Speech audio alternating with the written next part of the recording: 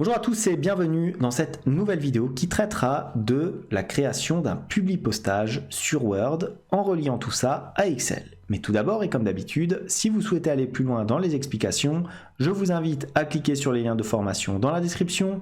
Et si vous ne souhaitez pas rater mes vidéos sur la comptabilité, la finance et l'utilisation des outils tels que Word et Excel dans le monde de l'entreprise, n'hésitez pas à vous abonner à la chaîne. Alors pour faire un publi-postage sur Word, vous allez voir, il vous faut deux éléments. Il vous faut déjà bien entendu votre document Word. Donc là, qu'est-ce que j'ai fait? J'ai fait tout simplement une lettre classique d'acceptation d'un emploi par exemple. Et ce que je souhaite faire, c'est éventuellement pouvoir choisir la société en question pour envoyer directement ma lettre. Donc pour ce faire, il faudra changer les éléments ici, donc le nom de la société en question à laquelle je vais adresser cette lettre, son adresse postale, son code postal ainsi que sa ville. Donc, pour faire cela, il va falloir que je rattache ces données à un document. Document qui sera bien entendu un document Excel. Donc regardez, je vous montre la feuille Excel que j'ai préparée. Voici par exemple les compagnies fictives auxquelles je peux éventuellement postuler, leur adresse, leur code postal ainsi que leur ville. Le but du jeu ici, ça sera bien entendu de relier ce fichier Excel aux différents éléments Word prévus. Donc on retourne là-dedans. Voilà. Une fois que j'ai fait ça, comment est-ce que je vais relier tout ça? Je vais aller, étant donné que je souhaite faire un publi-postage, bien entendu dans l'onglet ici de publi-postage. Pas de surprise. Une fois que j'ai fait ça, qu'est-ce que j'ai? J'ai plusieurs groupes.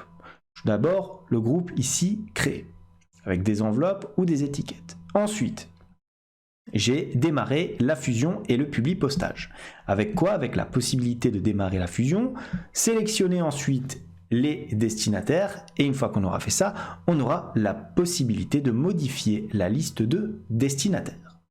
Je pourrais ensuite ici changer les différents champs d'écriture et d'insertion, et enfin je pourrais apercevoir les différents détails, notamment lorsque j'aurai inséré les différents champs, je pourrais les faire défiler ici en cliquant sur les flèches qui se mettront dans un état disponible. Et enfin, une fois que j'aurai terminé, qu'est-ce que je pourrais faire? Je pourrais bien entendu ici cliquer sur terminer et fusionner afin soit d'imprimer mon document, soit de l'envoyer directement par mail. Donc on y va. Qu'est-ce que je vais faire? Première chose à faire, c'est de relier mon fichier Excel à mon document Word. Donc je vais aller tout simplement ici, démarrer la fusion et le publi-postage. J'ai plusieurs éléments. Moi, qu'est-ce que je souhaite faire? Je souhaite faire une lettre. Donc je clique ici tout simplement dans lettre. Comme ceci. Ensuite, je vais dans sélection des destinataires. Je clique dessus. Alors, où est-ce que je vais sélectionner mes destinataires? Je peux bien entendu entrer une nouvelle liste. Je peux utiliser une liste existante et sélectionner dans les contacts Outlook. Comme j'ai fait un fichier Excel, c'est une liste existante, donc je vais cliquer ici dans utiliser une liste existante. Je vais maintenant chercher mon fichier Excel dans les documents, donc tout simplement, je vais dans Documents comme ceci, hop, je l'ai enregistré sous le nom de candidature, donc ça doit être normalement, si je ne me trompe pas, celui-ci. Je clique sur Ouvrir tout simplement. Voilà, regardez, l'onglet proposé, c'est l'onglet de mon fichier Excel. Alors, je n'en ai qu'un, forcément, il m'en propose un. Si j'en avais plusieurs, bien entendu, il faudrait que je sélectionne l'onglet correspondant. Je peux cocher ici la case, la première ligne de données contient les en-têtes de colonnes. Alors, c'est bien le cas dans mon fichier, donc il faut que je la coche. Si ça n'avait pas été le cas, j'aurais pu décocher cette cellule. J'appuie à présent sur OK, regardez. Maintenant, les autres éléments de ma barre d'outils sont visibles. Je peux cliquer sur modifier la liste de destinataires, je peux faire un bloc d'adresse, formule d'appel, insérer un champ, ainsi de suite. Je peux bien entendu terminer et fusionner. Maintenant, le but du jeu, ça va être quoi? Ça va être d'insérer l'ensemble des différentes variables qui vont me permettre de modifier les champs. Là, dans le nom de la société, qu'est-ce que je vais mettre? Eh bien, je vais mettre le nom de la société, tout simplement ici, de ma colonne. Regardez, je vais aller dans insérer un champ de fusion, au même endroit ici que nom de la société, et j'ai directement les champs que je peux insérer de mon fichier Excel. Regardez, nom de la société, adresse, code postal, ville.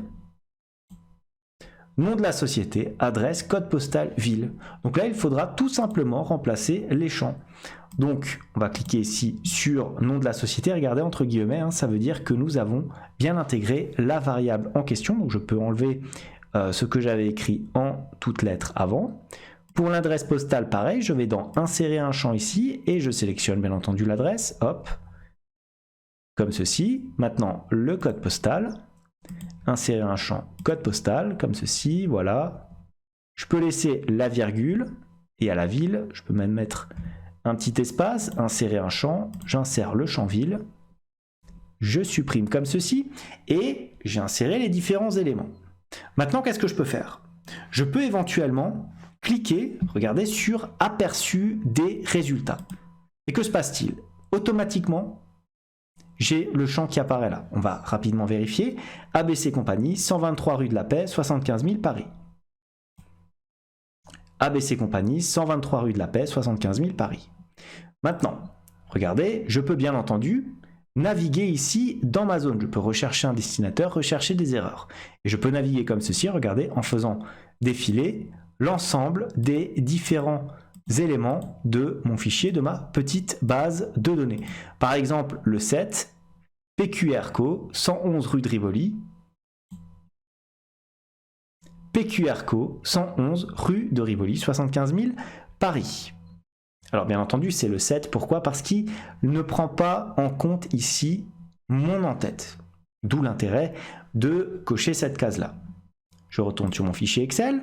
Une fois que j'ai tout ça, qu'est-ce que je peux avoir? Je peux maintenant terminer et fusionner, c'est-à-dire, regardez, modifier les documents individuels. Alors pour moi, c'est relativement bon.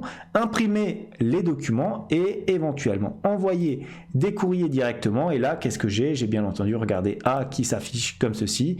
Donc je peux mettre éventuellement les différents éléments avec un format précis, une ligne d'objet et l'ensemble des différents éléments. De la même manière, je pourrais imprimer ici l'ensemble de mes documents. En cliquant ici, et regardez, je peux soit imprimer tous les documents, soit avec l'enregistrement en cours, soit une sélection, bien entendu, de documents comme ceci. Voilà pour ce premier exemple. Alors un deuxième exemple, c'est les relances factures, donc classiques dans le monde de l'entreprise. Je vous ai prévu ici, regardez, une lettre de relance, alors vraiment classique, avec à chaque fois le nom de la société à relancer, son adresse, son code postal, sa ville. Et regardez ici dans les éléments de texte, qu'est-ce qu'on a? Un numéro de facture correspondant, le montant de la facture en question et la date d'échéance. Donc on va faire un publi postage relativement simple. Qu'est-ce que j'ai prévu bien entendu pour le faire?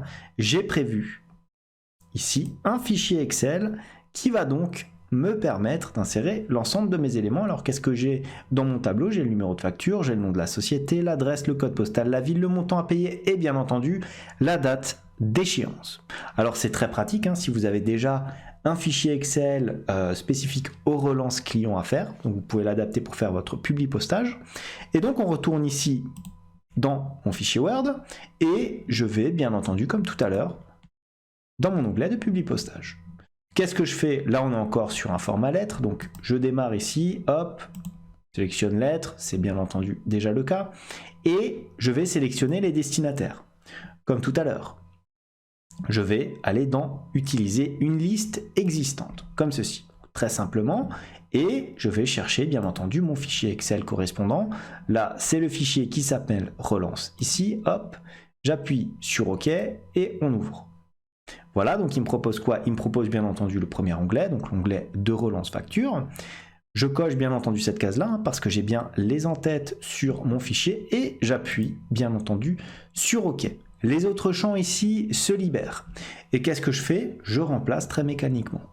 Donc ici pour le nom de la société, qu'est-ce que je vais mettre? Je vais insérer un champ, je vais mettre tout simplement nom de la société. Et je vais enlever ce que j'ai écrit en brut. Comme ceci. Pour l'adresse postale, qu'est-ce que je fais? Pareil, j'insère un champ et je mets l'adresse comme ceci. Hop, je supprime ce que j'ai écrit, très simplement. Pour le code postal, je fais bien entendu pareil, comme ceci. Pour la ville, idem. Voilà.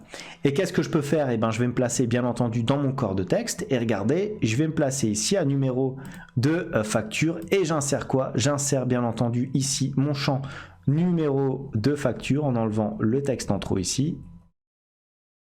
Voilà, pour le montant de la facture, je fais exactement pareil. Insérer un champ, on met montant à payer. Voilà. C'est finalement très simple, hein, une fois qu'on connaît la procédure et la manipulation.